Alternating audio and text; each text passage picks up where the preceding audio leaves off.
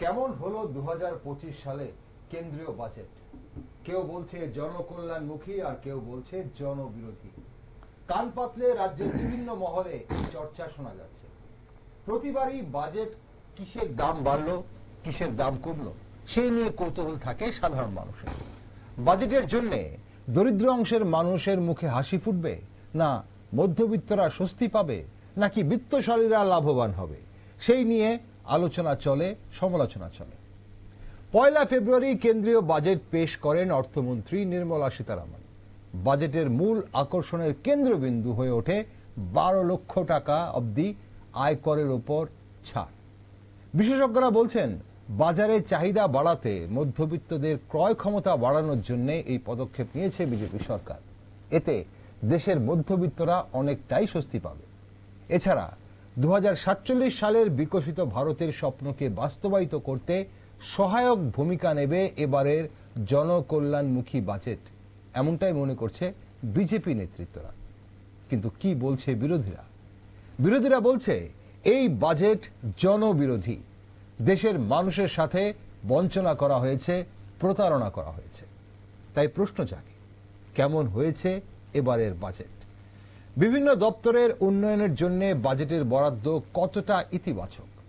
বিভিন্ন সামাজিক প্রকল্পগুলোতে বাজেট বরাদ্দ কি ইঙ্গিত দিচ্ছে? তবে সবচেয়ে গুরুত্বপূর্ণ বিষয়, এবারের বাজেটে দেশ কিভাবে লাভবান হবে, দেশবাসী কিভাবে লাভবান হবে, তা নিয়ে আমাদের আজকের এই বিশেষ টক শো। নমস্কার, আমি দীপেন আর আপনারা দেখছেন নিউজ ভ্যানগার্ড। 2025 সালের কেন্দ্রীয় বাজেট দেশকে কতটা এগিয়ে নিয়ে যাবে তা নিয়ে গুরুত্বপূর্ণ আলোচনায় আজ আমার সাথে স্টুডিওতে রয়েছেন বিশিষ্ট সিপিএম নেতৃত্ব অমল চক্রবর্তী।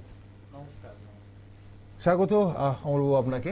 অমলবাবু, বিজেপি বলছে ঐতিহাসিক বাজেট, বিকশিত ভারতের বিকশিত বাজেট, আপনারা বলছেন জনবিরোধী বাজেট। কেন, কি মনে করেন, মানে কেমন হয়েছে এবারের কেন্দ্রীয় বাজেট? প্রথমত দীপেন বাবুকে ধন্যবাদ এবং নিউজ ভ্যানগার্ড কর্তৃপক্ষকেও ধন্যবাদ জানাবো আমাকে আমন্ত্রণ করার জন্য, এই টক শোতে কথা বলার জন্য। এবং প্রথমেই আমার মনে হয় এটা দেয়াল করে দিয়েছেন দীপেন বাবু, সরকার পক্ষ এবং বিরোধী পক্ষ। যদি আমার পাশে বিরোধী পক্ষ কেউ নেই, বিরোধী পক্ষ হিসাবে আমি এখানে বাজেটকে বিশ্লেষণ করার জন্য বা বাজেট নিয়ে কথা বলার জন্য এসছি, এটা ভাবলে ভুল হবে। আমি দর্শকদের অনুরোধ করব, যারা দর্শক দেখছেন, অজস্র দর্শক লাইভ দেখবেন, পরবর্তী সময় সোশ্যাল মিডিয়াতে দেখবেন কিংবা রেকর্ডিং দেখবেন, তাদের সবাইকে আমি ভালোবাসা জানাচ্ছি, নমস্কার জানাচ্ছি, অভিনন্দন জানাচ্ছি। এবং জানিয়ে প্রথমে আমি স্বীকারোক্তি দিতে আমার দিকে কোনো আপত্তি নেই যে আমি একজন শাসক দলের বিরোধী হয়ে বাজেটকে দেখছি, এইভাবে কথা বলতে চাইছি, তার জন্য এখানে আসিনি। আমি যেটা বলতে চাইছি, ব্যক্তিগতভাবে এটা স্বীকার করার মধ্যে কোনো রকম আমার দিক থেকে কোনো রকম কি বলবো, মানে ইয়ে নেই, বিন্দুমাত্র হেজিটেশন নেই যে আমি কিন্তু বাজেট বিশেষজ্ঞ নই। আমি অর্থনীতির ছাত্র না, তবে আমি বাণিজ্য বিভাগে পড়াশোনা করেছি, স্নাতকোত্তর ডিগ্রি করেছি, এই নিয়ে লেখাপড়া করার সুযোগ হয়েছে। প্রথমে এটা আমি দর্শকদের কাছে এবং নিউজ ভ্যানগার্ড কর্তৃপক্ষের কাছে এটা স্বীকার করতে আমার দিক থেকে কোনো আপত্তি নেই যে রাজনীতির ময়দানে থাকতে থাকতে, ছাত্র যুব আন্দোলন করতে করতে, মানুষের সাথে লড়াই করতে করতে বাজেট নিয়ে একটা ধারণা হয়েছে, এটা ঘটনা। কিন্তু এখানে আমি যে কথাগুলো বলতে চাই, এটা হচ্ছে আমাদের দেশের প্রথিতযশা যারা অর্থনীতিবিদ এবং একমাত্র বিজেপি দল বাদ দিয়ে ভারতবর্ষের যত রাজনৈতিক দল আছে, তারা যে দৃষ্টিকোণ থেকে বাজেটটাকে দেখছে, আমি সেই দৃষ্টিকোণের কথাই এখানে বলতে চাইছি।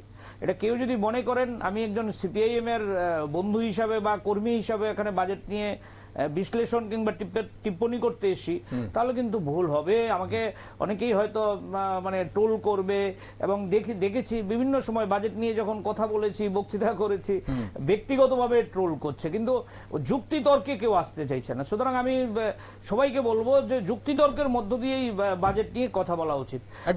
তাহলে আমি যেই যুক্তিতর্কের কথা বলতে চাইছি, তাহলে দেশের বিজেপি ছাড়া সমস্ত শাসক বিরোধী দল বা সমস্ত রাজনৈতিক দল এবং ভারতবর্ষের তথাকথিত যারা প্রথিতযশা অর্থনীতিবিদ, তারা এক কথায় বলছে যে এই বাজেট আমাদের ভারতবর্ষের জন্য, বিশেষ করে আমাদের ভারতবর্ষে যে অংশের লোক হচ্ছে পিছিয়ে পড়া মানুষ, গরিব মানুষ, এবং 100 জনের মধ্যে 80 জন 85 জনের উপর মানুষ হচ্ছে গরিব মানুষ।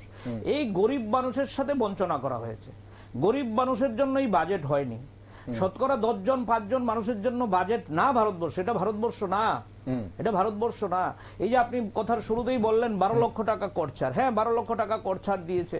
আমি আপনাদের জিজ্ঞেস করি 12 লক্ষ টাকা কর ছাড় দিয়েছে মধ্যবিত্ত মানুষের জন্য। মধ্যবিত্ত মানুষের সাক্ষাৎকার নিয়ে দেখুন না তারা কিভাবে বঞ্চিত লাঞ্ছিত হচ্ছে। একদিকে আপনার জিএসটির নাম দিয়ে ওই পান থেকে শুরু করে চুন, চুন থেকে শুরু করে ডিজেল, ডিজেল থেকে শুরু করে পেট্রোল, পেট্রোল থেকে শুরু করে স্টাম্প, স্টাম্প থেকে শুরু করে আপনি আঠা জাতীয় পদার্থ থেকে সেফটি বিন, সবকিছুতে আজকে জিএসটি। এবং জিনিসপত্রের দাম যেই জায়গায় গেছে, 2014 সালে মোদী সাহেব ক্ষমতায় এসছে, আজকে 2024 সাল শেষ হয়ে 25 সাল এসছে। আপনি একটা তুলনামূলক বিশ্লেষণ টানুন না, ডিজেলের দাম কত ছিল কত হয়েছে, পেট্রোলের দাম কত ছিল কত হয়েছে, আটার দাম কত ছিল কত হয়েছে, তেলের দাম সর্ষের তেলের দাম কত ছিল কত হয়েছে, আপনার চালের দাম কত ছিল কত হয়েছে। না না, আমি বলছি যেই গুণ বাড়ছে মানুষের উপর এইভাবে ট্যাক্সেশন দিয়ে তারপরে সবটা চমক দেওয়ার জন্য 12 লক্ষ টাকা ট্যাক্স ছাড়। তাহলে কি আমরা 12 লক্ষ টাকা চমকে যাচ্ছি না। আমরা প্রথমে আমি এক এক করে আপনাকে একটু ব্যাপারটা বলি। আপনি যেটা প্রথমে শুরুতে যেটা বললেন যে আপনি বিরোধী দলের হয়ে এসেছেন এখানে, সিপিএম এর নেতৃত্ব বলে আপনার পরিচয়। এখন আপনার দল বিভিন্ন জায়গায় বাজেট পোড়াচ্ছে, বাজেটের প্রতিলিপি বা কপি পোড়াচ্ছে এবং 12 জনের বিরোধিতা আপনারা করছেন, সেটা জনগণ দেখছে, জনগণ জানে। এখন আপনি এখানে আপনার পয়েন্ট অফ ভিউ, আপনার দলের পয়েন্ট অফ ভিউ এবং শাসক দল বিরোধী বা যারা প্রতিষ্ঠাযশা অর্থনীতিবিদ তাদের পয়েন্ট অফ ভিউ বলবেন, অবশ্যই বলবেন। কিন্তু আমরা সাধারণ মানুষরা, আমরা যারা বাজেট একদমই বুঝি না, আমরা জানতে চাইছি আপনাদের পয়েন্ট অফ ভিউ থেকে যে বাজেটটা কিভাবে আমাদের জন্য ভালো হলো না।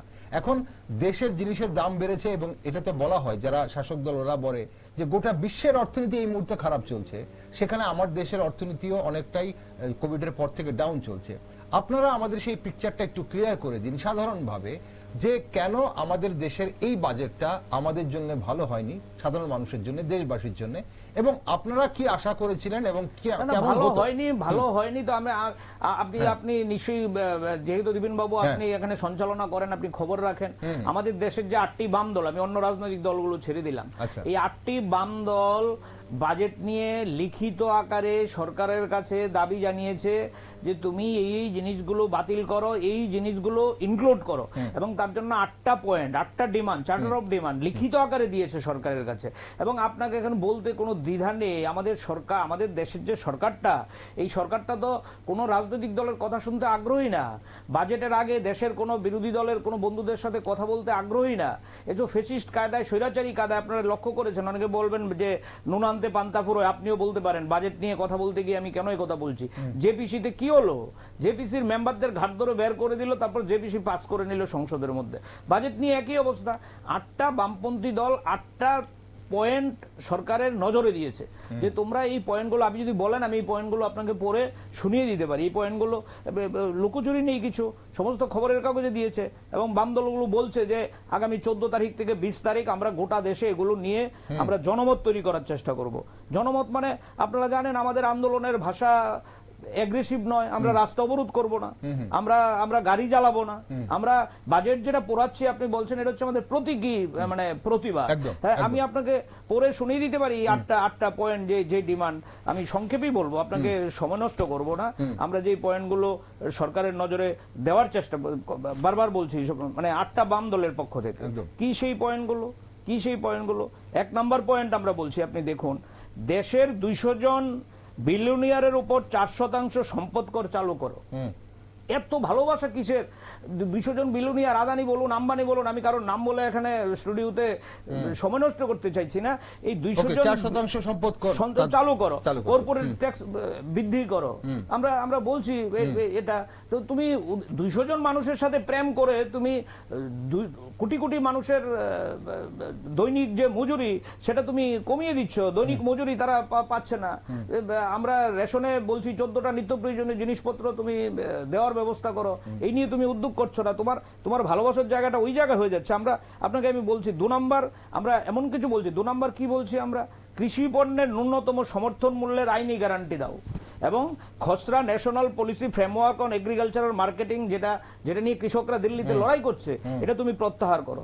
3 নম্বর আমরা কি বলছি, যেটা এই সময়ে দেশের মধ্যে সবচেয়ে বড় ডিমান্ড, ন্যাশনাল পানিটেশন পাইপলাইনের মাধ্যমে রাষ্ট্রায়ত্ত ক্ষেত্র বেসরকারি হয়ে যাচ্ছে এবং আমাদের দেশের স্বাধীনতার পর মেরুদণ্ডটাই তৈরি হয়েছে রাষ্ট্রায়ত্ত ক্ষেত্রগুলোকে বেস করে, এগুলো আজকে সব বেসরকারি হয়ে যাচ্ছে। আমরা বলছি এই জায়গাটায় তুমি ইয়ে করো, স্টপ করো, বন্ধ করো।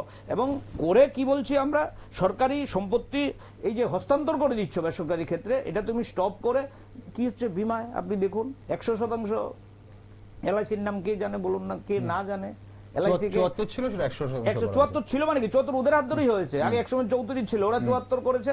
এখন একটাই জায়গা ছিল এই জায়গাটায়, এবং আপনারা খবর নিয়ে দেখবেন এই এলআইসি শুধুমাত্র কিন্তু নিজেরা লাভ করতো এরকম না, দেশের জন্য সেখানে তারা নানান কাজে টাকা বিনিয়োগ করতো, রাস্তা বলুন, ঘাট বলুন, অন্যান্য প্রকল্প বলুন, জলপ্রপাত বলুন। কিন্তু এই এলআইসি আজকে আমরা বলছি রেগার বরাদ্দ বাড়াও, এই রেগা ওরাই বলছে ঐতিহাসিক প্রকল্প, কিন্তু ওরাই গতবার যা বাজেট ছিল সেই জায়গায় রেখে দিয়েছে। মুদ্রাস্ফীতি কোথায় গেছে, রেগার টাকা কোথায় বাড়লো? এবং দেখছেন আপনারা সারা দেশে রেগা প্রায় তারা তুলে দেওয়ার জোগাড় অবস্থা। তো এই নিয়ে আমরা সেখানে কথা বলেছি, আমি ডিটেইল সবগুলো লাইন পড়ছি না। স্বাস্থ্যের বরাদ্দ আমরা বলছি জিডিপিতে তুমি 4% করো, শিক্ষায় তুমি 6% করো, এবং শিক্ষা স্বাস্থ্য কথায় কথায় ওরা বলে শিক্ষা স্বাস্থ্য, স্বাস্থ্যটাকে তো পুরো বিমার হাতে ছেড়ে দিয়েছে, জোয়ার হাতে ছেড়ে দিয়েছে। শিক্ষা আপনি দেখছেন, আপনি দেশের মধ্যে সমস্ত উচ্চ শিক্ষার ক্ষেত্রে টাকা কমিয়ে দিয়ে রিসার্চের জায়গাটা পুরো বন্ধ করে দিয়েছে, পুরো বন্ধ করে দিয়েছে। আমরা বলছি গণবন্টন ব্যবস্থাকে শক্তিশালী করার জন্য বরাদ্দ বৃদ্ধি করো, এরকম করে আমরা 8টা পয়েন্ট আমরা সেখানে বলেছি, এবং পরিষ্কার পুরা পয়েন্ট। আমরা কিন্তু রাজনীতি করার জন্য বলছি না। ঠিক, একদম একদম। আমি এবার সাধারণ মানুষের যারা একদম বাজেট বোঝে না, আমি বুঝবো না, আমি বুঝি না বাজেট, কিন্তু সাধারণ মানুষ, আপনি স্বাস্থ্যের কথা আমি তুলে ধরলাম, শাসক দল কি বলছে? শাসক দল বলছে যে স্বাস্থ্যে এই মুহূর্তে স্বাস্থ্য উন্নয়নের জোয়ার এসছে, স্বাস্থ্য খাতে একজন গরিব মানুষ, আপনাকে আমি মাঝপথে হস্তক্ষেপ করি এই কারণে আমি শুধু একটা কথা বলবো, আপনি রাজনীতি বাদ দিয়ে বাজেট বিশ্লেষণ করতে পারবেন না, আবার বাজেটকেও রাজনীতি ছাড়া আপনি কল্পনা করতে পারবেন না। বিজেপি দল, আমি প্রথম এই কথাটা যদি না বলি, আমার মনে হয় কোথাও বাজেট বিশ্লেষণ করতে গন্ডগোল হবে। আমার মনে হয় আমাদের দেশে এর আগে আর কোন এরকম রাজনৈতিক দল জন্ম হয়নি যারা প্রচারের দিক থেকে প্রচারের রাজনীতিতে শ্রেষ্ঠ, 1 নাম্বার, এবং তাদের সব হচ্ছে ঐতিহাসিক। আস্তাবল ময়দানে অফার দিলে এটাও ঐতিহাসিক, তারা যদি মন্ত্রিসভায় একজন মন্ত্রী রিক্রুট করে এটাও ঐতিহাসিক, একজন উপজাতি বোনকে যদি তারা কোথাও চেয়ারম্যান বানায় এটাও ঐতিহাসিক, একজন রাষ্ট্রপতি বানালে এটাও ঐতিহাসিক। ভারতবর্ষে মহিলা রাষ্ট্রপতি এর আগেও হয়েছে, এসসি অংশের রাষ্ট্রপতি এর আগেও হয়েছে, কিন্তু ওদের কাছে ঐতিহাসিক। আস্তাবল ময়দানে 2800 অফার দিয়েছে, কি ইন্টারভিউর মাধ্যমে চাকরি হয়েছে। ত্রিপুরাতে এরকম একসাথে 10,000, 1,000, 4,000, 5,000 বহু চাকরি হয়েছে। এরকম ঐতিহাসিক দেশের স্বরাষ্ট্রমন্ত্রীকে দিয়ে অনলাইনে এই অফার বিলির জন্য আবার কয়েক কোটি টাকা খরচ, এটা অন্তত আমি তো বলছি আপনাকে, ত্রিপুরা রাজ্যে পর্যটন শিল্প আগেও ছিল, কিন্তু এই পর্যটন শিল্পের বিজ্ঞাপনের নামে কোটি কোটি টাকা 9-6 খরচ, এটা আগে ছিল না। এই যে আমরা এজেন্ডা থেকে সরে যাচ্ছি, আমরা বুঝতে চাইছি যে একজন গরিব অংশের মানুষ এখন আয়ুষ্মান কার্ডের মাধ্যমে বিনামূল্যে চিকিৎসা পায়, এবং সরকারি পরিষেবা যেগুলো বিনামূল্যে রয়েছে, গরিব মানুষ কজন আপনি আয়ুষ্মান কার্ডের খবর নিন না, জীবিতে যান, ও আয়ুষ্মান কার্ড দিয়ে দোকানে আসলে ওষুধপত্র পাচ্ছেন না, 2 দিন 3 দিন ভর্তি না থাকলে নানান রকম ব্যাপার। আপনি খবর নিয়ে দেখুন না, আনুন আয়ুষ্মান কার্ড ভোগী যারা, হ্যাঁ কেউ পায় না এটা আমি বলছি না, কিন্তু শতাংশের হিসাবে ধরুন কজন আয়ুষ্মান কার্ডধারী আছে আমাদের ভারতবর্ষে, কজনকে এই সুবিধা দিতে পেরেছে। আর গরিব মানুষ এই বিমার এগুলো প্রাইভেট বিমা কোম্পানিগুলোকে লাভ করে দেওয়ার জন্য এই সমস্ত প্রকল্প চালু করেছে আমাদের দেশের বিজেপি সরকার। ওই ঘুরিয়ে সেই কর্পোরেট দুনিয়ার হাতে সব ছেড়ে দাও, কর্পোরেট দুনিয়ার হাতে সমস্ত, মানে ওই আপনার ইন্স্যুরেন্স সেক্টরে ছেড়ে দাও। সরকার কি করছে? সরকারের কি দায়িত্ব? তোমার কি দায়িত্ব? তুমি কি দায়িত্ব পালন করছো? আমাদের দেশটা তো আমেরিকা না, আমাদের দেশটা রাশিয়া না, আমাদের দেশটাই হচ্ছে, সরকারকে দায়িত্ব নিতে হবে শিক্ষার ক্ষেত্রে, স্বাস্থ্যের ক্ষেত্রে। এটাই তো আমরা বলছি। সরকার তাহলে থাকবে কেন? দেশের প্রধানমন্ত্রী থাকার দরকার নেই, এটা আউটসোর্সিং করে দাও, অর্থমন্ত্রী নির্মলা সীতারামনের হওয়ার দরকার নেই, কোম্পানি থেকে এনে দাও, এই জায়গায় তো যাচ্ছে। অর্থ দিয়ে দিচ্ছে, স্বাস্থ্য দিয়ে দিচ্ছে, রেগার কাজও বলছে আউটসোর্সিং। আমরা এবারে বাজেটে ফিরে আসি। এবারে বাজেটে যা বলা হয়েছে জার্নি অফ দ্য ডেভেলপমেন্ট, এবং 4টে ইঞ্জিনের কথা বলা হয়েছে। এবারে বলা হয়েছে যে এগ্রিকালচার, কৃষি, এমএসএমই, ইনভেস্টমেন্ট এবং এক্সপোর্ট, এই 4টে ইঞ্জিনের উপর ভর করে এবারের যে বাজেট করা হয়েছে তাতে ভারত বিকশিত হবে। হ্যাঁ, ভারত বিকশিত হবে তো, ভারত বিকশিত হবে বলেই তো ডলারের সঙ্গে টাকার মূল্য 87 টাকায় গিয়ে ঠেকেছে না, এটাই তো বিকশিত। বিকশিত হবে বলেই তো, বিকশিত হবে বলেই তো দেখতে পাচ্ছেন না ভারতবর্ষের চেহারা। আজকে ভারতবর্ষের মধ্যে মানুষ শান্তিতে, আপনি ঘরের মধ্যে কোন মাংস খাবেন এটাও আপনি খেতে পাচ্ছেন না, এটা বিকশিত ভারতের লক্ষণ। একদিকে কুম্ভ মেলায়, আমি কুম্ভ মেলার বিরুদ্ধে না, কিন্তু ভুল বুঝবেন না, এটা বাজেটের আলোচনার অংশ না, কিন্তু অংশ। কুম্ভ মেলায় আপনি 1000 কোটি টাকা খরচ করতে পারবেন, কিন্তু দেশের বিজ্ঞান কংগ্রেস বন্ধ হয়ে গেছে। এটা হচ্ছে বিকশিত ভারতের চেহারা, এটা বিকশিত ভারত না, এটা বিকশিত ভারতের চেহারা না। গান্ধীজির মৃত্যুদিন, জন্মদিনে দেশে হই হই রই রই হয় না।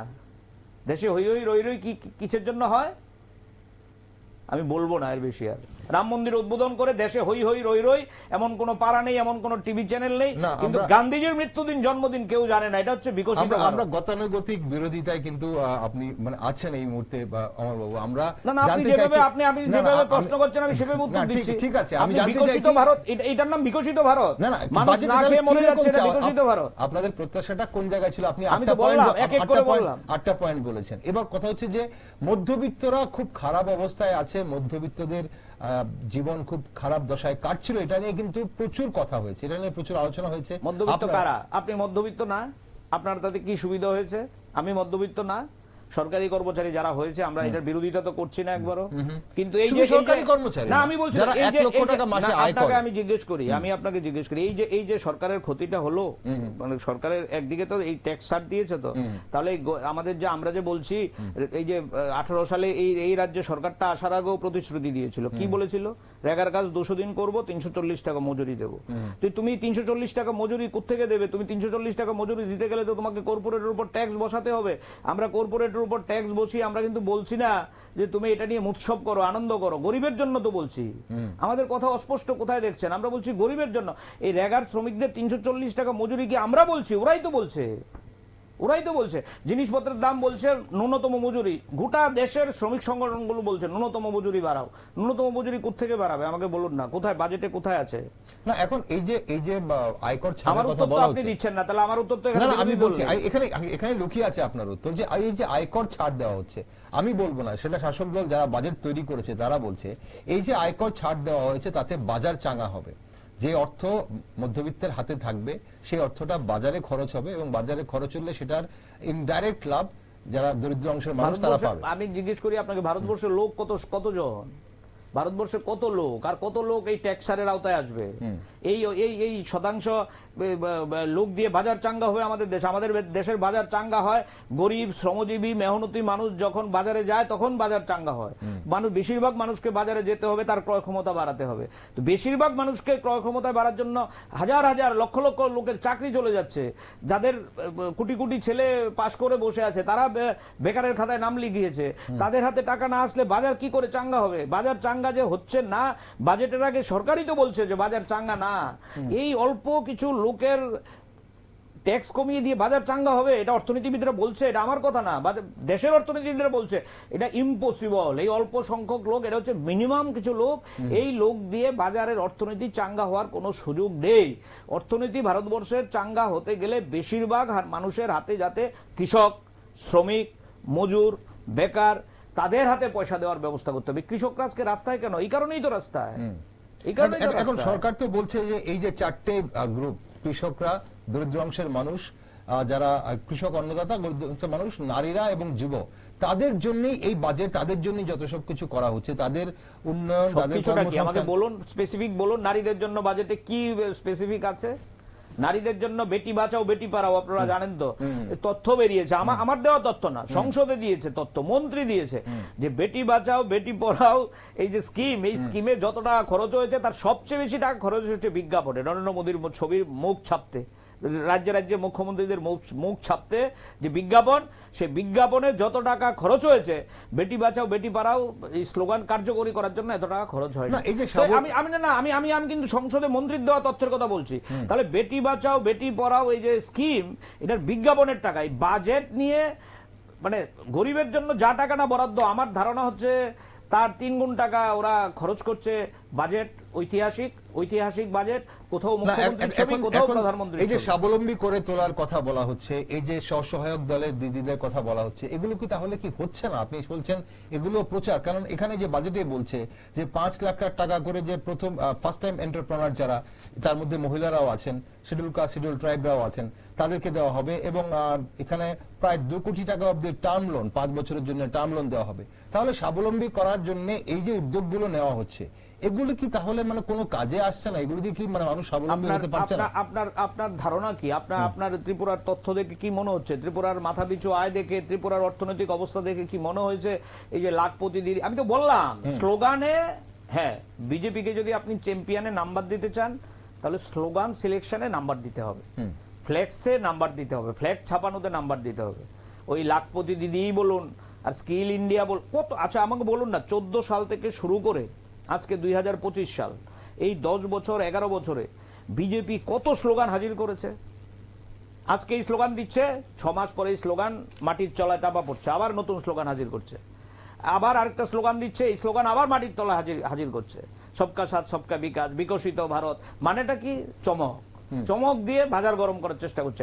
বাস্তবে কি হচ্ছে আমাদের রাজ্যে? আমাদের রাজ্যে আপনি তাহলে সন্তান বিক্রি হচ্ছে কেন শুনেছেন? আমাদের রাজ্যে তো বিগত অন্তত 20 বছর শুনিনি কখনো সন্তান বিক্রির কথা। আত্মহত্যা করছে না খেতে পেরে, নিজের ছেলেকে মেয়েকে বিষ খাইয়ে বাবা মা আত্মহত্যা করছে। এটা বুঝি লাখপতি দিদির গল্প না? এটা লাখপতি দিদির গল্প।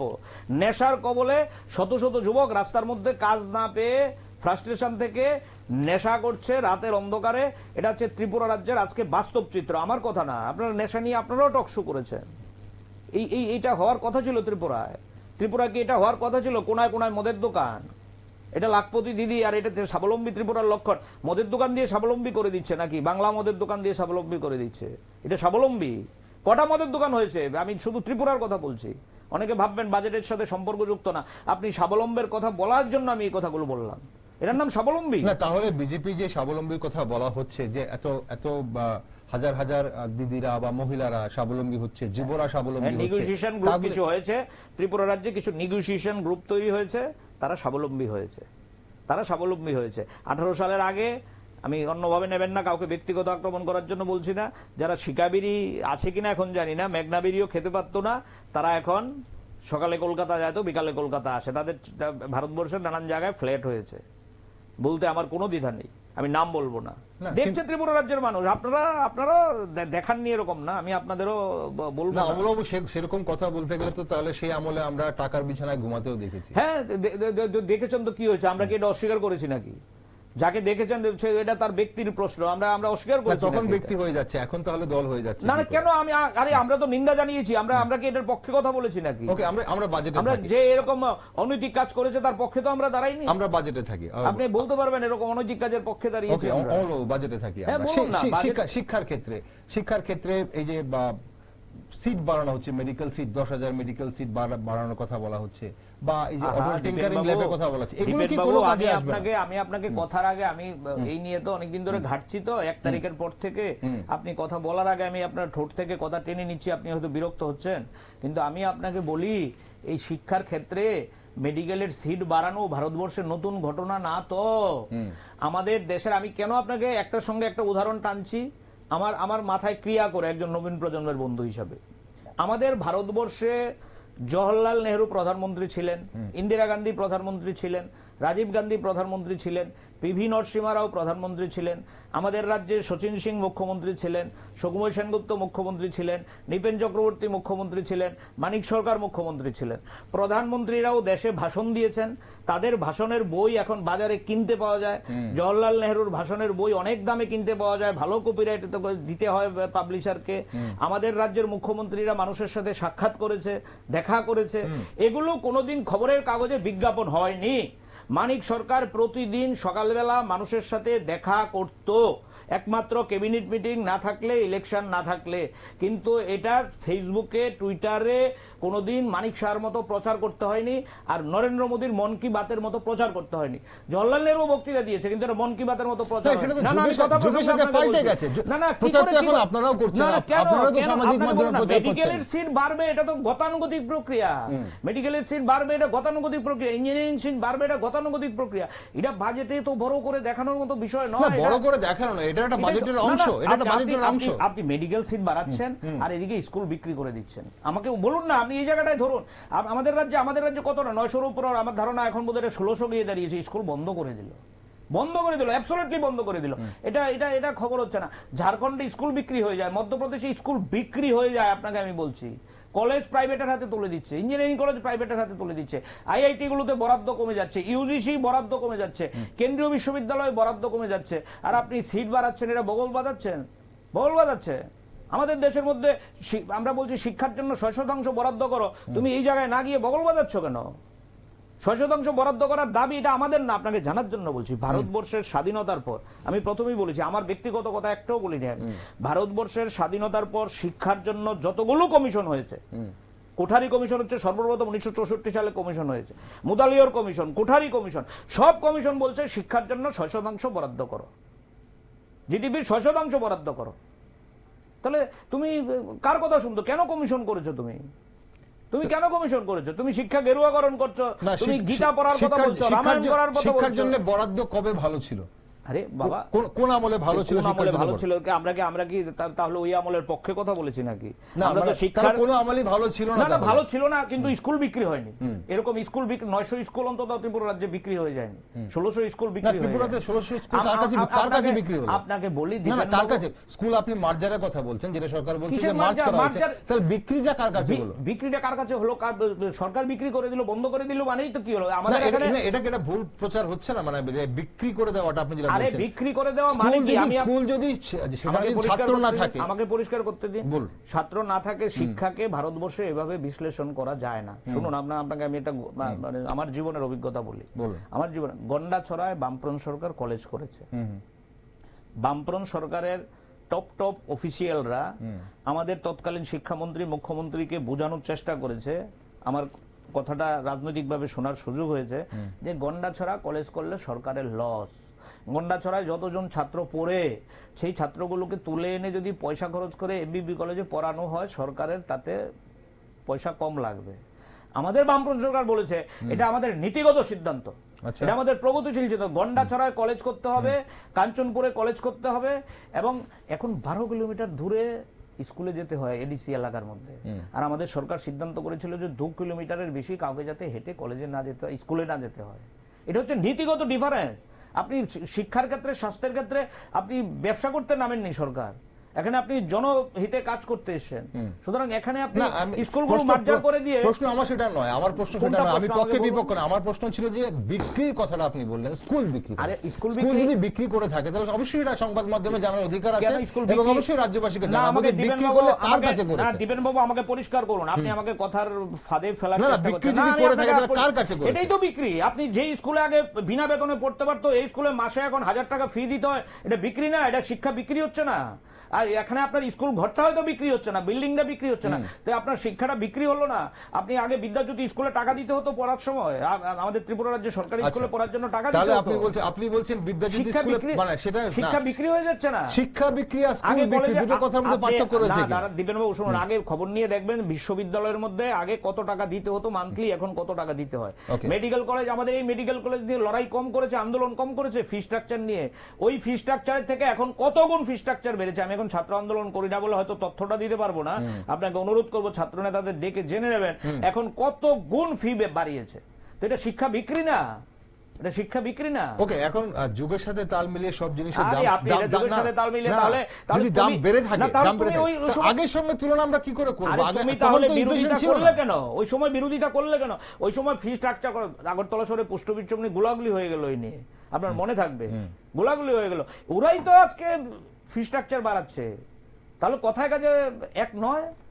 কথায় কাজে এক নেই। ওকে, আমরা শিক্ষার পর আমরা একটু যদি অন্যদিকে দেখি, এই যে এতগুলো 36টা জীবনদায়ী ওষুধের দাম কমছে বলা হচ্ছে, এতে কি স্বাস্থ্য ব্যবস্থায় কোনো ধরনের উন্নতি হবে না বলে মনে করেন? না, আমি এই কথা বলছি না তো। আমার তো, আমি এগুলি নিয়ে যখন পত্রিকায় পড়ছি, গল্প করছি, নিজে নিজে হাসি, বন্ধুদের সাথে শেয়ার করি।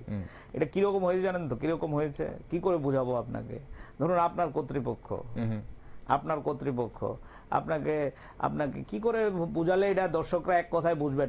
ওষুধের দাম কত শতাংশ বেড়েছে বিগত 10 বছরে আমি জিজ্ঞেস করি আপনাকে ধরুন ডিউটি আওয়ার দ্বিগুণ করে দিয়েছে আপনার কর্তৃপক্ষ, অন্যভাবে নেবেন না।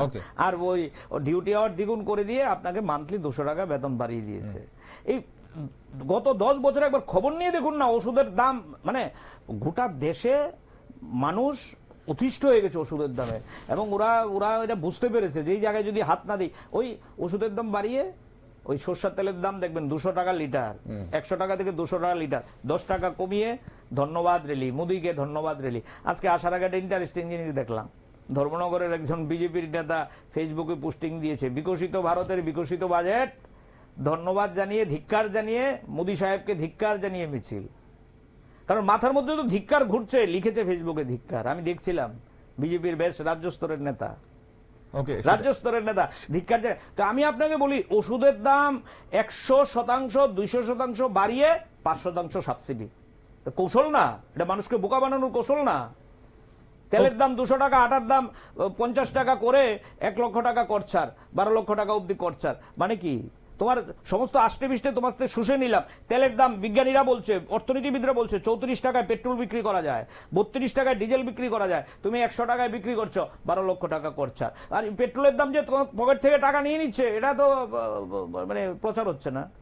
এটা মানুষকে বোকা বানানোর চেষ্টা। এই কারণে আমরা বলেছি এটা প্রবঞ্চনার বাজেট, প্রতারণার বাজেট। ওকে, এই বাজেটে যে লক্ষ্যগুলো রাখা হয়েছে, আপনাদের কি মনে হয় এই লক্ষ্য পূরণ করা যাবে কিনা, বা এই লক্ষ্য পূরণে আপনারা কতটা আশাবাদী? আপনারা মানে যেসব লক্ষ্য রাখা হয়েছে, কোনটা? আপনি 3 বারের এই সরকার 3টা বাজেট দিয়েছে না 4টে বাজেট দিয়েছে, মানে আমি বলছি মানে 4 টার্মের সরকার তো, 4 টার্মের সরকার তো। নরেন্দ্র মোদী 2014 সালে ক্ষমতায় এসেছিল, তো ক্ষমতা যখন এসেছিল যে স্লোগানগুলো দিয়েছিল, স্লোগানগুলো কার্যকর হয়েছে? আমি আপনাকে জিজ্ঞেস করি, আমার কথা না। বছরে 2 কোটি বেকারের চাকরি, কালো টাকা ধন 15 লক্ষ টাকা অ্যাকাউন্টে ঢুকিয়ে দেবো। না, আমি আমাকে বলুন না, তাহলে প্রথম টার্মের স্লোগানগুলো কার্যকর করতে পারেনি, এখন ও জানে ওই স্লোগানগুলো যদি এখন রিভিউ করি ধরা পড়ে যাব মানুষের সামনে, তাহলে কি করতে হবে? নতুন স্লোগান হাজির করতে হবে। এটাই হচ্ছে বিকশিত ভারতের স্লোগান, এবং আমাদের রাজ্য তাই হচ্ছে। 18 সালে বলেছিল ভিশন ডকুমেন্ট, এখন দেখবেন কোন নেতার মুখে ভিশন ডকুমেন্ট নেই, কারণ জানে ভিশন ডকুমেন্ট হলে গাড্ডায় লাভ করবে, তারা মানুষের পেছে পড়বে। 10,323 থেকে শুরু করে চুক্তিবদ্ধ শিক্ষক থেকে শুরু করে সব দিয়ে দেবো, সব করে দেবো, পে কমিশন দিয়ে দেবো, এই করে দেবো, কিচ্ছু করতে পারলো না। এখন আবার নতুন স্লোগান, এটা কায়দা? মানুষকে ভুলিয়ে দাও, পুরান স্লোগান ভুলিয়ে নতুন স্লোগান হাজির করো, চমক। আমাদের রাজ্যে শিল্পের কথা বারবার উঠে আসে, সেটা আজকে নয়, বহুত পুরনো দিন থেকে যে শিল্প স্থাপনের কথা উঠে আসে। এখন এমএসএমইদের উৎসাহ প্রদান করার জন্য এবারের যে বাজেট, সেটা কতটা লাভদায়ক হবে বলে, রাজ্যের শিল্প সম্ভাবনা কতটা বাড়বে বলে আপনার মনে হয়? তো আপনার অভিজ্ঞতা আমার থেকে ভালো, আমার বিশ্বাস। আমাদের রাজ্যে তো বামফ্রন্ট সরকারের সময়, বেশি কথা বলবো না, বুর্জংনগর গ্রোথ সেন্টার তৈরি হয়েছিল। এই বুর্জংনগর গ্রোথ সেন্টারের চেহারা আজকে একটু খবর নিয়ে দেখুন, কত টাকা বিনিয়োগ হয়েছে বিগত এই 7 বছরে। বিগত 7 বছরে কত টাকা বিনিয়োগ হয়েছে? একটা ইন্ডাস্ট্রি দেখান না। জুট মিল যেটা ছিল আমরা করেছিলাম, হ্যাঁ, রুগ্ন সংস্থা ছিল, এখন এই জুট মিল একটা ইন্ডাস্ট্রি এরিয়াকে ভেঙে এখন বহুতল তৈরি হচ্ছে। বহুতল আর জায়গা খুঁজে পাইনি। কেন? একটা ইন্ডাস্ট্রির জায়গা আর একটা ইন্ডাস্ট্রি করা যায়নি? ইন্ডাস্ট্রি এলাকাগুলো আজকে ধুকছে। টিআইডিসি যে জায়গাগুলো লাভবান ছিল, ওই জায়গাগুলো আজকে লস। টিএসআইসি, টিআইডিসি, খবর নিয়ে দেখুন না। চেয়ারম্যান কে হবে? বড় বড় গাড়ি চলে, সব দামি দামি গাড়ি। আমাদের সময় কোন চেয়ারম্যানকে দেখিনি ইনোভা গাড়ি চলতে, এখন দেখি রুগ্ন সংস্থা, তার চেয়ারম্যানও ইনোভা গাড়ি চলে। রাজ্যে এখন অনেক স্টার্টআপের কথা শোনা যায়, অনেকেই স্বাবলম্বী, অনেক যুবরা স্বাবলম্বী হচ্ছে স্টার্টআপ করে। হ্যাঁ, নেশার বাণিজ্যে স্বাবলম্বী হয়েছে, মদের দোকানে স্বাবলম্বী হয়েছে তো। এবারে বাজেটে উত্তর পূর্ব ভারত কিভাবে লাভবান হবে বলে মনে করেন? খবরের কাগজগুলো কি লিখছে দেখুন না, যে সবচেয়ে বঞ্চিত উত্তর পূর্বাঞ্চল। সবাই বলছে তো উত্তর পূর্বাঞ্চল বঞ্চিত বলেই তো উত্তর পূর্বাঞ্চলের রাজ্যগুলোতে এত বিদ্রোহ, এতগুলো। আসামে শুনলাম কি ছিটেফোঁটা কিছু দিয়েছে, আর তো বাকি রাজ্যগুলো সবাই তো প্রতিবাদ করেছে, সবাই বলছে আমরা কি পেলাম, আসামে আমাদের রাজ্য কি সার পেল? কারখানা হচ্ছে আমি আসামে। বললাম আমাদের রাজ্য কি বললো, আপনি একবারও তো বললেন না।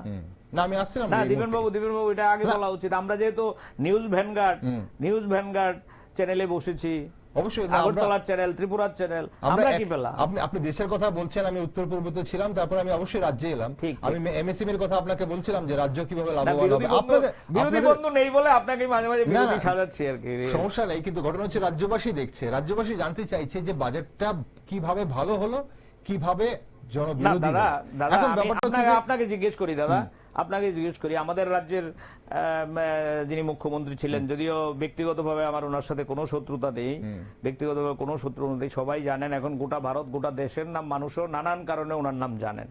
এই ভদ্রলোক যখন মুখ্যমন্ত্রী হয়েছিলেন, মনে আছে কি 1 বছরের মাথায় এইমসের জায়গা পর্যন্ত সিলেক্ট করে ফেলেছিল সব। আপনারাও ক্যামেরা নিয়ে গেছিলেন, উনি এইমসের জায়গা সিলেক্ট করে বাউন্ডারিও দিয়ে দিয়েছেন, তহসিলদার আমিন টামিন নিয়ে মেপে টেপে, যে আমরা মানে এইমস আমরা পেয়ে গেছি, আইআইটি আমরা পেয়ে গেছি। চম্পকনগরে বাদ দিয়ে আমার মনে আছে আপনাদের যিনি কর্মকর্তা, এই নিউজ ভ্যানগার্ডের যিনি মানে মানে কি বলবো আমি জানি না, এমডি না উনি কি, ওনার ডেজিগনেশন কি, দেবাশিস বাবু, সেবক বাবু, উনি একটা ইন্টারভিউ নিয়েছিলেন তৎকালীন মুখ্যমন্ত্রী, আমার পরিষ্কার মনে আছে, দীর্ঘ ইন্টারভিউ, খুব দারুণ ইন্টারভিউ দেখতে, এবং এটার মানে ক্লাসিক ইন্টারভিউ। এই ইন্টারভিউতে জানি না এটা রেকর্ড করা আছে না, এই দেবাশিস বাবুকে তৎকালীন মুখ্যমন্ত্রী বলছে যে আগামী 1 বছর পরে আপনাকে আগরতলার বাইরে আর বেড়াতে যেতে হবে না, আপনি হাওড়ার পারে বেড়াতে পারবেন, এখানে পার্ক হবে, আপনার কি বলে পাহাড়ে বাদ দিয়ে জলাশয় তৈরি হবে, নৌকা চলবে, বাগান হবে, আপনি বিরাট ব্যাপার হয়ে যাবে, বর্মুরাতে বাদ দিয়ে। আজকে কোথায়, আমি জিজ্ঞেস করি কোথায়? আমি কিন্তু সাংবাদিক বন্ধুকে বলছি না, সাংবাদিক বন্ধু তার পেশাগত দায়িত্ব পালন করেছে, ইন্টারভিউ নিয়েছে, উনি কথা বলেছেন, সেই উত্তর উনি টিভি চ্যানেলে লাইভ করেছেন, একবারও সাংবাদিক বন্ধু দারুণ কাজই করেছেন, এবং রেকর্ড আছে এটা। আমি তো অনুরোধ করব এই রেকর্ডগুলো আরেকবার চালালে ভালো হয়। তারা বলছে আমাদের রাজ্যের উন্নয়নের কথা, লজ্জা হয় না? কি বলছে? ধনপুরে কলেজ হবে, বক্তৃতায় বলেছে যিনি আমাদের রাজ্যের এমপি ছিলেন, এখন মহিলার নাম বেশি শোনা যায় না, ধনপুরে কলেজ হবে, আমবাসায় কলেজ হবে। কি বলছে এসব? ওরাই তো বলেছে ব্লকে ব্লকে কলেজ করব, বক্তৃতার মধ্যে বলেছে সব চুক্তিবদ্ধকে আমরা রেগুলার করব, সব করে দেবো আমরা। কি বলছে এইসব কথা? এখন ভুলে গেলে হবে? না আপনার বাজেটে ছিলাম অবশ্যই। না এটা বাজেটের বাইরে নয়। আপনি ত্রিপুরা বলেছেন বলে বললাম, ত্রিপুরায় এইমস নেই, একবার প্রতিবাদ করলো না তো আমাদের এমপিরা? আছে তো 3 জন এমপি, সংসদে গিয়ে গলা মুদি বলছে মুমকিন হে তো মুদি হে তো মুমকিন হে। আরে মুদি হে তো মুমকিন হলে ত্রিপুরা রাজ্যে আজকে এইমস নেই কেন? ত্রিপুরা রাজ্যে সারের কারখানা, সবগুলো খবরের কাগজ বলেছে ত্রিপুরা রাজ্যে সারের কারখানা হওয়া উচিত ছিল। সারের কারখানা কেন গেল চলে বাইরে? কেন? সংসদে একবার বললো না তো যে ত্রিপুরায় আমরা সারের কারখানা চাই, ত্রিপুরায় আমরা এইমস চাই, ত্রিপুরায় আমরা আইআইটি চাই, ত্রিপুরায় আমরা আরো 10টা ভালো রেল চাই? কেউ তো বলছে না। মোদি হাততালি দিচ্ছে। আরে হাততালি তো দেওয়া যাবে, ভালো কাজ হলে নিশ্চয়ই আমরাও হাততালি দেব। মোদি যখন এখানে এসেছিলেন পালাটানা তাপবিদ্যুৎ প্রকল্প উদ্বোধন করতে, মানিক সরকার হাততালি দিয়েছে সবার আগে, আমরা হাততালি দিয়েছি সবার আগে, মনে থাকবে আপনাদের। এবং এই মোদি সাহেব সেদিন মঞ্চে দাঁড়িয়ে রাজ্যের মুখ্যমন্ত্রী মানিক সরকারকে প্রশংসা করে গেছেন পালাটানা বিদ্যুৎ প্রকল্পের জন্য, বামফ্রন্ট করেছে। পালাটানা বিদ্যুৎ প্রকল্প করার ক্ষেত্রে উদ্যোগ নিয়েছিল, ভূমিকা নিয়েছিল, মোদি সাহেব এসেছিলেন, ভালো কাজ করেছে, আমরাও লোক জমিয়ে সাহায্য করেছি, মনে থাকবে আপনাদের। ভালো কাজ করলে কে না হাততালি দেবে? কিন্তু কাজ নেই, শুধু কথার ভরং চমক। আরে ঐতিহাসিক অফার দিল তুমি 2800, এটা ঐতিহাসিক হয়ে গেল। এটা বাজেট থেকে বাদ দিয়ে চিন্তা করবেন কি করে? এটা বাজেটেরই তো অংশ। ওকে, তাহলে আপনাদের বাজেট নিয়ে আগামী দিনের কর্মসূচি কি থাকবে সেটা আমরা শেষে জানব। আমরা পরিষ্কার করে দিয়েছি, আমরা বাম দলগুলো বলেছি 14 থেকে 28, প্রথম অন্তত আমরা 14 থেকে 20 মানুষের কাছে যাব। মানুষ শেষ হাতিয়ার, মানুষকে নিয়ে আমরা লড়বো, এবং এই মানুষকে যদি লড়তে না পারি, এটা না বললে অন্যায় হবে আমার। আপনি লক্ষ্য করেন আমাদের রাজ্যে এবং দেশের বিভিন্ন জায়গায় মানুষকে যেন লড়তে যাই, তাদের বাধা কারণটা কি? মানুষের কাছে যাতে আমরা না যেতে পারি। এবং আপনাকে বলছি, আমি যেই সাক্ষাৎকার দিচ্ছি, এই সাক্ষাৎকারের যখন আপনি সোশ্যাল মিডিয়ায় দেবেন, ব্যক্তিগত আক্রমণ করবে। কারণ কি? মানুষের কাছে যাতে না যেতে পারি আমরা। ভোটের দেখেন আপনারা, ভোটের বাজারে নানান জায়গায় অফিস জ্বালিয়ে দিচ্ছে, অফিস পুড়িয়ে দিচ্ছে, আমরা থাকতে দিচ্ছে না, মিছিল করতে দিচ্ছে না, মিটিং করতে দিচ্ছে না।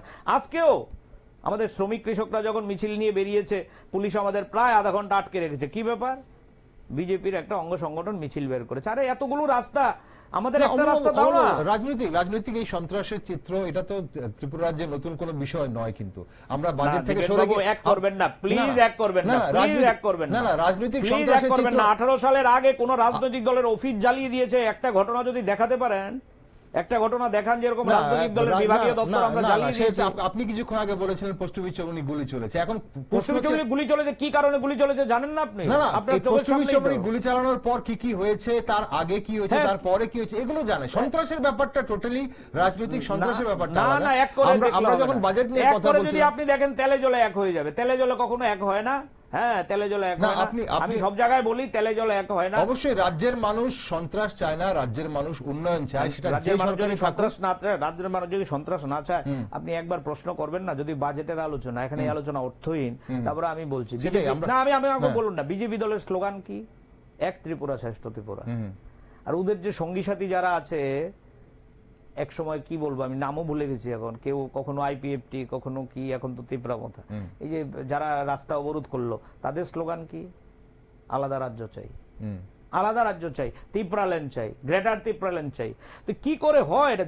জলে তেলে মিশে কখনো? এটা রাজনৈতিক ফয়দা না, সেই বিষয়ে রাজনৈতিক ফয়দা না। কেন আপনি এটাকে বাদ দিয়ে তো কি? আমি একটা কথা পয়েন্ট আউট করার চেষ্টা করছি বাজেট নিয়ে, যে বিজেপি দল কথায় কাজে এক না। কোথায় তাদের কাজ হচ্ছে চমক দেওয়া, এই কারণে তাদের স্লোগান এক ত্রিপুরা শ্রেষ্ঠ ত্রিপুরা, আর যাদেরকে মন্ত্রী করেছে তারা বলছে গ্রেটার ত্রিপুরাল্যান্ড। এই জিনিস হতে পারে না। তাদের প্রথম বলা উচিত ছিল তোমরা এই স্লোগান উইথড্র করো, তারপরে তোমরা মন্ত্রিসভায় যেতে পারবে। এটা কি করে হয়? ঠিক, আমরা এই বিষয়ে অবশ্যই অন্য কোনো দিন আলোচনা করতে পারবো, কিন্তু বাজেট নিয়ে যখন আমরা কথা বলছিলাম, এবার যে 2025-এর বাজেট জনকল্যাণমুখী না জনবিরোধী, তাই আমরা জানার চেষ্টা করছি। বিভিন্ন রাজনৈতিক দলের নেতৃত্বদের মতামত জানার চেষ্টা করছি, আমরা বোঝার চেষ্টা করছি এই জনগণের কতটা হিত করবে আগামী দিনে এই বাজেট। অসংখ্য ধন্যবাদ অমরবাবু সঙ্গে থাকার জন্য। আপনি খুব সুন্দরভাবে বিশ্লেষণ করলেন আজকের বাজেটের, এবং রাজ্যবাসী এই বাজেট থেকে কি পাবে তা নিশ্চয়ই রাজ্যবাসী আপনার কথায় বুঝতে পেরেছে। ধন্যবাদ সঙ্গে থাকার জন্য। আছে ধন্যবাদ সবাইকে। দর্শক বন্ধুরা, 1 ফেব্রুয়ারি কেন্দ্রীয় অর্থমন্ত্রী বাজেট পেশ করার পর দেশ জুড়ে একদিকে চলছে ধন্যবাদ র্যালি ও কর্মসূচি, আর অন্যদিকে চলছে বিক্ষোভ প্রতিবাদ কর্মসূচি। রাজ্যের মুখ্যমন্ত্রী বলছেন একটা ইউনিক বাজেট, এই বাজেট সবকা সাথ সবকা বিকাশের লক্ষ্যকে পূরণ করবে। অন্যদিকে প্রতিবারের মতো এবারও বাজেটকে জনবিরোধী বলছে রাজ্যের প্রধান বিরোধী দল সিপিএম। কংগ্রেস বলছে অর্থমন্ত্রীর কাছে কোনো নতুন আইডিয়া নেই, বাজেট নতুন কোনো দিশা দেখাতে পারেনি। তবে নিউজ ভ্যানগার্ড আরো বিস্তারিতভাবে জানার চেষ্টা করবে কেমন হয়েছে এবারের বাজেট। আর আমরা সিপিএম দলের বক্তব্য শুনলাম, আগামী দিনে অন্যান্য রাজনৈতিক দলের বক্তব্য অবশ্যই শুনবো এবং আপনাদের সামনে তুলে ধরবো। তাই আপনারা চোখ রাখুন শুধুমাত্র নিউজ ভ্যানগার্ডে।